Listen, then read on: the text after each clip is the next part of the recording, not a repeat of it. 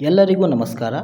ಕರ್ನಾಟಕ ಪರೀಕ್ಷಾ ಪ್ರಾಧಿಕಾರ ಅಥವಾ KEA ಅವರು ಈಗಾಗಲೇ ಪ್ರೊವಿಷನಲ್ ಸ್ಕೋರ್ ಲಿಸ್ಟನ್ನು ಅವರ ಅಫಿಷಿಯಲ್ ವೆಬ್ಸೈಟ್ ಮೇಲೆ ಅಪ್ಲೋಡ್ ಮಾಡಿದ್ದಾರೆ. ಅಲ್ಲಿ ನೀವು ಡೌನ್ಲೋಡ್ ಮಾಡಿ ನೋಡ್ಬೋದು. ನೀವು ಗೂಗಲ್ನಲ್ಲಿ KEA ಅಂತ ಟೈಪ್ ಮಾಡಿ, ಅಲ್ಲಿ ನಿಮಗೆ ಅಫಿಷಿಯಲ್ ವೆಬ್ಸೈಟ್ನ ಲಿಂಕ್ ಸಿಗುತ್ತೆ. ಅದನ್ನು ಓಪನ್ ಮಾಡಿದರೆ ಅಫಿಷಿಯಲ್ ವೆಬ್ಸೈಟ್ KEA ಓಪನ್ ಆಗುತ್ತೆ. ಇಲ್ಲಿ ನೀವು ಕೆಳಗಡೆ ಸ್ಕ್ರೋಲ್ ಮಾಡಿದಾಗ ಪ್ರೊವಿಷನಲ್ ಸ್ಕೋರ್ ಲಿಸ್ಟ್ನ PDF ಲಿಂಕ್ ನಿಮಗೆ ಇಲ್ಲಿ ಸಿಗುತ್ತೆ. ಅದರ ಮೇಲೆ ಕ್ಲಿಕ್ ಮಾಡಿ ನಿಮ್ಮ ಮೊಬೈಲ್ನಲ್ಲಿ ಡೌನ್ಲೋಡ್ ಮಾಡಿಕೊಂಡು ನಿಮ್ಮ ಹೆಸರನ್ನು ಸರ್ಚ್ ಮಾಡಿ ನಿಮ್ಮ ಸ್ಕೋರನ್ನು ನೀವು ಇದರಲ್ಲಿ ನೋಡ್ಬೋದು. ಈ ರೀತಿಯಾಗಿ ಆ PDF ಕಾಣಿಸುತ್ತೆ.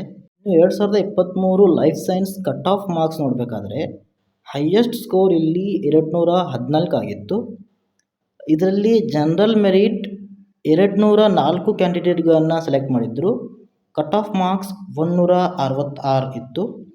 ಇನ್ನು SC ನೋಡಬೇಕಾದ್ರೆ ಟೋಟಲ್ 58 ಕ್ಯಾಂಡಿಡೇಟ್ಗಳನ್ನು ಇಲ್ಲಿ ಇವರು ಸೆಲೆಕ್ಟ್ ಮಾಡಿದ್ದಾರೆ. ಇದರಲ್ಲಿ ಕಟ್ ಆಫ್ ಮಾರ್ಕ್ಸ್ 148 ಆಗಿತ್ತು. ST 28 ಕ್ಯಾಂಡಿಡೇಟ್ಗಳು, cut off marks 148.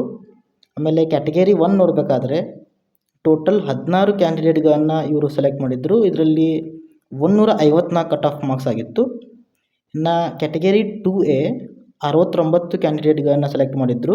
154 cut off marks ಆಗಿತ್ತು. ಇನ್ನು ಕ್ಯಾಟಗರಿ 2B ನೋಡಬೇಕಾದ್ರೆ 21 ಕ್ಯಾಂಡಿಡೇಟ್ಗಳನ್ನು ಸೆಲೆಕ್ಟ್ ಮಾಡಿದ್ರು. ಇದರಲ್ಲಿ 156 ಕಟ್ ಆಫ್ ಮಾರ್ಕ್ಸ್ ಆಗಿತ್ತು. ಇನ್ನು ಕ್ಯಾಟಗರಿ 3A ನೋಡಬೇಕಾದ್ರೆ ಟೋಟಲ್ 31 ಕ್ಯಾಂಡಿಡೇಟ್ಗಳನ್ನು ಸೆಲೆಕ್ಟ್ ಮಾಡಿದ್ರು. ಕಟ್ ಆಫ್ ಮಾರ್ಕ್ಸ್ 156 ಆಗಿತ್ತು.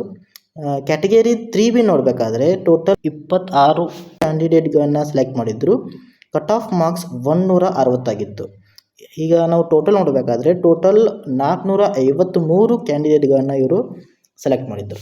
ಇನ್ನು 2024 ಕಟ್ ಆಫ್ ಮಾರ್ಕ್ಸನ್ನು ಇನ್ನೂ ಬಿಟ್ಟಿಲ್ಲ, ಈಗಿನ್ನೂ ಬಿಡ್ತಾರೆ. 2023 ಕಟ್ ಆಫ್ ಮಾರ್ಕ್ಸನ್ನು ನೀವು ನೋಡಿ ಅದನ್ನು ಅಂದಾಜು ಮಾಡ್ಬೋದು ಅಂತ ಅಂದ್ಕೊತೀನಿ. ಇನ್ನು ಕಟ್ ಆಫ್ ಮಾರ್ಕ್ಸ್ ಕೆಲವೊಂದು ಫ್ಯಾಕ್ಟರ್ಸ್ಗಳ ಮೇಲೆ ಡಿಪೆಂಡ್ ಇರುತ್ತದೆ.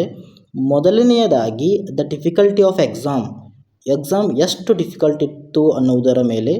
ಎರಡನೇದಾಗಿ ಕ್ಯಾಂಡಿಡೇಟ್ಗಳು ಯಾವ ರೀತಿಯಾಗಿ ಪರ್ಫಾರ್ಮೆನ್ಸ್ ಕೊಟ್ಟಿದ್ದಾರೆ ಅನ್ನೋದರ ಮೇಲೆ. ಮತ್ತು ಎವ್ಯಾಲ್ಯೂಯೇಷನ್ ಪ್ರೊಸೆಸ್ದಲ್ಲಿ ಯಾವುದಾದರೂ ಅಡ್ಜಸ್ಟ್ಮೆಂಟ್ ಆಗಿದೆಯಾ ಅದರ ಮೇಲೆ ಏನಾಗಿರುತ್ತದೆ ಅಂದರೆ ಕಟ್ ಆಫ್ ಡಿಪೆಂಡ್ ಆಗಿರುತ್ತದೆ.